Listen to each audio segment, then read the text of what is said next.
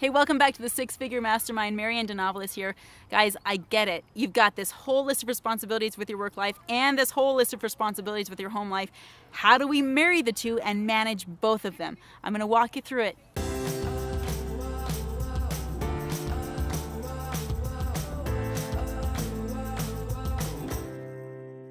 This is a very fun conversation, one that I'm totally passionate about because I don't know if you know this about me, but I'm a single mom of 5 and I have got management responsibilities coming out my ears, not just with home and kids and family, but of course with my business and everything that I'm doing there. So how do we manage home life and business life? Well, first things first, don't be a crappy boss. I'm just going to say it because, you probably have worked in an industry where you worked for someone else before and there were things about your boss that you loved and maybe some things about that relationship that maybe you didn't love so much. Don't become the person that's going to drive yourself up the wall, okay? And here's some tips on how to avoid doing that. Your time is the most valuable resource that you have. It's the resource that you can spend, but you can't get back. You can't go out and buy more time. So leverage your time appropriately. Meaning if you need to have business hours, stick to those business hours. As an entrepreneur, it can be so easy to work just because you're awake. And that's not the way I want to roll. That's not the way I want to run my business. And if a boss was asking me to do it at all hours of the night, I'd probably be looking for another job pretty quickly. Be a great boss to yourself. Manage your time well, give yourself the appropriate breaks, and require results from yourself.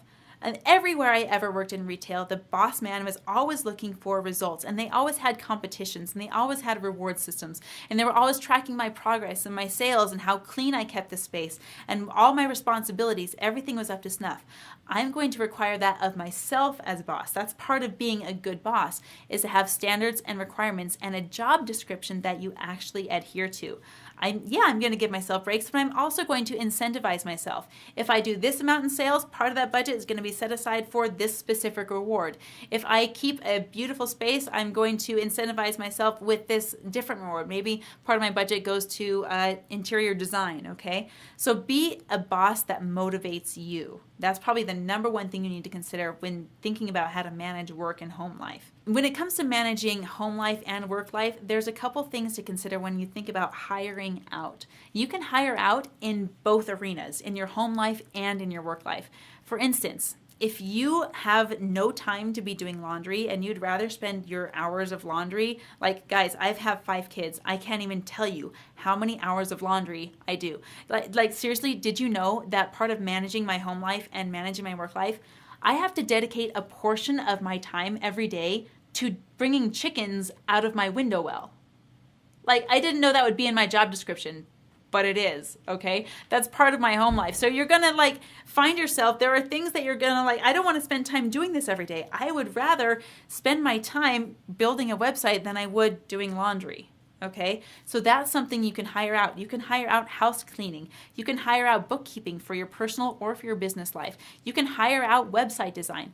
Anything that you don't enjoy doing that needs to be done on a regular basis, hire it out. If you also have, children at home living with you, that's going to be a great way to spread the love. When it comes to responsibilities, I've got 5 littles at home. They all help with cleaning up. They all help with cooking. They all help with their own laundry. They all help with miscellaneous jobs like need to be done every other week, like washing the windows. Every kid has their chore chart and they all understand their responsibilities as being part of the household. So allow yourself to give your children that responsibility.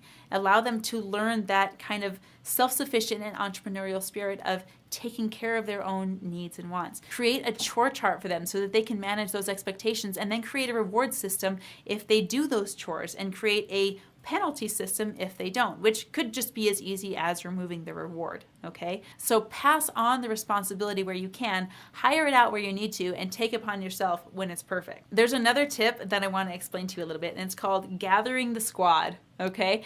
I was never in cheerleading growing up, even though I wanted to be. And part of the reason was I loved the camaraderie that I saw in those groups. I loved how people work together and literally support each other. So I'm going to say to you, gather your squad.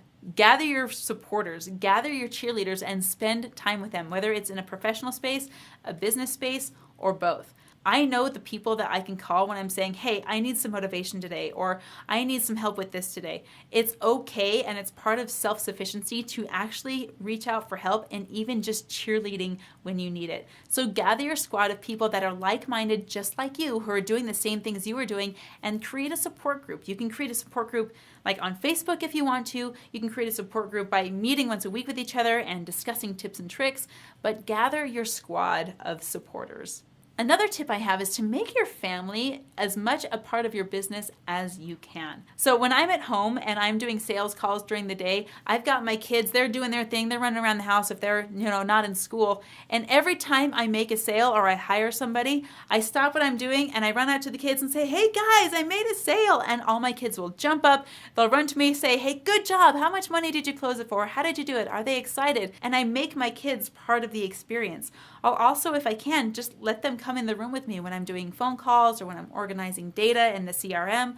I involve them and teach them as much as I can, even if that's not something they're going to be doing in the future, because no knowledge goes wasted. So make the family as much part of your work life as you can. I used to be, kind of with the mindset that I'm a professional, I shouldn't have, the kids all up in my grill when I'm doing my professional stuff. And I've really kind of laxed off on that because, part of me and part of my brand is that I do have a family and my kids do sometimes run around. And yeah, sometimes they make noise in the background of the phone.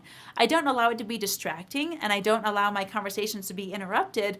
But you know what? If my daughter comes in and waves at me and says hi, I'm going to acknowledge her and then get right back to my phone call. I want my family to be involved in what I do, and frankly, it's part of my brand. The last tip I want you to consider is celebrate together. Celebrate your successes together as a family. Celebrate all of the time off that you've given yourself together as a family. Allow your family to join with you in cheering you on. Let them be part of your squad. Like I said before about being a great boss to yourself, that means rewarding yourself for your hard work.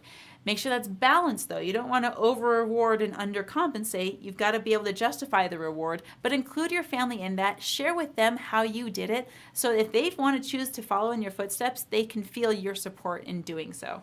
Hey, thanks for watching today's video. In fact, I want to hear from you. What was your favorite part? What was the most useful tip that you heard in today's video? Leave it for me in the comments below.